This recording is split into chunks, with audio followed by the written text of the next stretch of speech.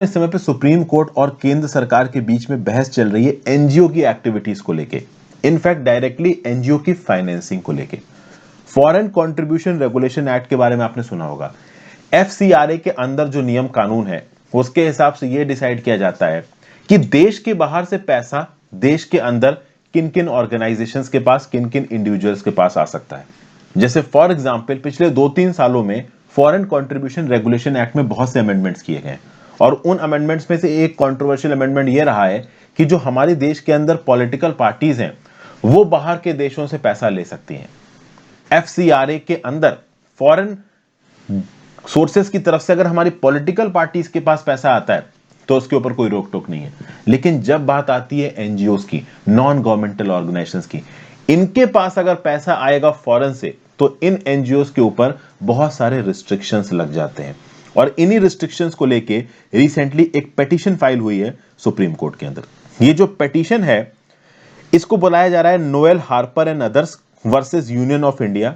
एक तो ये है, दूसरा Jeevan Jyoti charitable trust and others versus Union of India. तो इन दो पेटिशंस के चलते overall Foreign Contribution Regulation Act में जो अमेंडमेंट्स किए गए हैं 2020 के, उनको क्वेश्चन किया जा रहा है। अब ये अमेंडमेंट्स क्या हैं? अमेंडमेंट्स कुछ ऐसे हैं कि मान लीजिए एनजीओ के पास फॉरेन से पैसा आया, तो वो पैसा ऑब्वियस सी बात है वो एनजीओ कैसे इस्तेमाल कर रहा है, उसके प्रॉपर अकाउंट्स की ऑडिटिंग, उसके जो भी ऑफिस बेयरर्स हैं, जो ट्रस्ट बेयरर्स हैं, उनके इनकम टैक्स रिटर्न, इनको तो सरकार स्कैन करती ही है। बट इसके साथ साथ सरकार ने कुछ बैन्स लगा दिए हैं। बैन ये है कि कोई एक पर्टिकुलर एनजीओ है, मान लो इंडिया के अंदर, मान लो सेव द चिल्ड्रन एनजीओ है। अब ये सेव द चिल्ड्रन एनजीओ के पास जितना भी पैसा आ रहा है फॉरेन से, ये पैसा केवल ये सेव द चिल्ड्रन एनजीओ अपनी एक्टिविटीज के लिए इस्तेमाल कर सकता है, दूसरे एनजीओ को नहीं दे सकता है। अब इस बात को लेके सुप्रीम कोर्ट में जस्टिस एम खानविलकर, दिनेश महेश्वरी और सीटी रवि कुमार ने सवाल पूछना शुरू किया सरकार से। इन सुप्रीम कोर्ट के जजेस का यह बोलना है कि आप हमको एक बात बताओ कि भाई ये जो एनजीओज हैं, फॉर एग्जाम्पल मान लो ये सेव द चिल्ड्रन एनजीओ है, ये चिल्ड्रन को बचाने के लिए काम कर रहा है। अब मान लीजिए इंडिया में कुछ और एनजीओज हैं जो चिल्ड्रन को बचाने में काम करते हैं, तो इस सेव द चिल्ड्रन एनजीओ को बाकी एनजीओ में पैसा देने में प्रॉब्लम हो जाएगी। जी हाँ, एक्चुअली में एक एनजीओ के पास कितना पैसा आ रहा है इसके ऊपर मॉनिटरिंग है सरकार की, और एक एनजीओ के पास जो भी पैसा आ रहा है वो पैसा वो एनजीओ अपने कामों के लिए इस्तेमाल कर सकता है, दूसरे को नहीं बांट सकता है। अगर दूसरे को बांटना है तो सरकार से प्रायर परमिशन लगेगी, उसके ऊपर बहुत सारे टर्म्स एंड कंडीशन सरकार ने इंपोज कर रखे हैं। तो सुप्रीम कोर्ट का बोलना है कि अगर सेम ही काम है मान लो एनजीओ का, तो सेव द चिल्ड्रन नाम का मान लो एक एनजीओ है और वो बाकी चिल्ड्रन को बचाने वाले एनजीओ को पैसा दे रहा है, तो यहां पे एक्टिविटी रुक जाएगी उसकी। कई बार ऐसा होता है कि जो फॉरेन डोनर्स हैं वो अलग अलग रजिस्टर्ड एनजीओ को पैसा देने के बजाय किसी एक पर्टिकुलर एनजीओ को पैसा देना पसंद करते हैं, और फिर वो एनजीओ एक नोडल एजेंसी की तरह काम करके दूसरे को पैसा बांट सकता है। एडिशनल सॉलिसिटर जनरल थे जो केंद्र सरकार की तरफ से, उन्होंने यही बोला कि ये जो नोडल एजेंसी की तरह काम करते हैं ना एनजीओज, ये नोडल एजेंसी की तरह काम नहीं कर सकते। एक्चुअली में मैं सरकारी लॉजिक आपको समझाता हूं, वो सरकारी लॉजिक एक्चुअली में इस पर्टिकुलर आर्टिकल में लिखा नहीं हुआ है। सरकार का लॉजिक ये है, पिछले कई सालों से डेवलपमेंटल एक्टिविटीज को इंडिया में ब्लॉक किया जा रहा है। कई बार क्या होता है कि मान लो कोई माइनिंग का प्रोजेक्ट शुरू हुआ, जैसे एक पॉस्को स्टील प्लांट शुरू हुआ था, इस प्रकार के बहुत सारे बड़े बड़े प्रोजेक्ट्स जब इंडिया में शुरू करते थे तो इन प्रोजेक्ट्स के अगेंस्ट हाई कोर्ट में, सुप्रीम कोर्ट में, नेशनल ग्रीन ट्राइब्यूनल में कोई ना कोई एनजीओ अपनी अपील फाइल कर देता था और इन प्रोजेक्ट्स के ऊपर जो काम था वो रुक जाता था।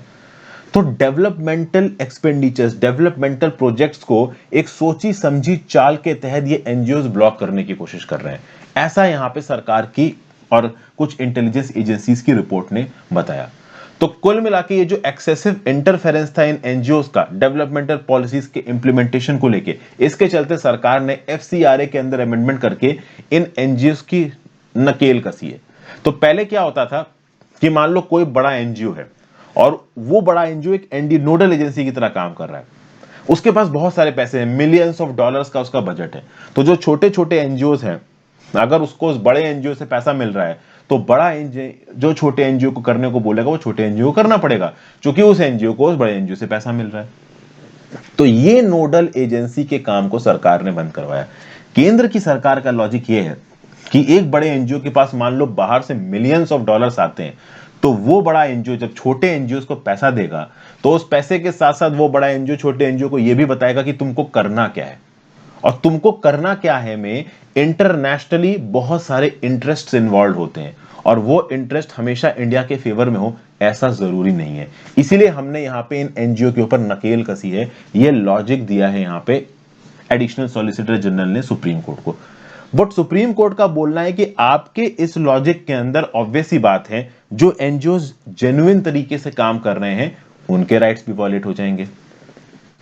तो उस कंटेक्स्ट में आप क्या करोगे? तो यहां पे एडिशनल सॉलिसिटर जनरल ने यह बोला कि देखिए, मान लीजिए इंडिया के अंदर कोई एक एनजीओ है जो कि मान लीजिए बच्चे को बनाने में इन्वॉल्व है, या गरीब लोगों के लिए घर बनाने का काम करता है, ठीक है, या चाइल्ड वेलफेयर में कह लीजिए, ठीक है, माल न्यूट्रिशन की फील्ड में इन्वॉल्व है, तो ऐसे एनजीओ डोमेस्टिक बोरोइंग कर सकते हैं। बट प्रॉब्लम यह है कि एनजीओ को ज्यादा डोमेस्टिक बोरोइंग इंडियन मार्केट से मिलती नहीं है। बहुत सारे एनजीओ फॉरेन कंट्रीब्यूशन के ऊपर भी डिपेंडेंट रहते हैं। बहुत सारे एनजीओ हैं जैसे कि green peas, amnesty international, human rights watch, compassion international, open society foundation, ये इतने बड़े एनजीओ हैं कि ये बहुत सारे छोटे छोटे एनजीओ को पैसा बांटते हैं, और ऐसा बताया जाता है कि पैसे के साथ ये अपना इंटरेस्ट और अपना एजेंडा भी बांटते हैं।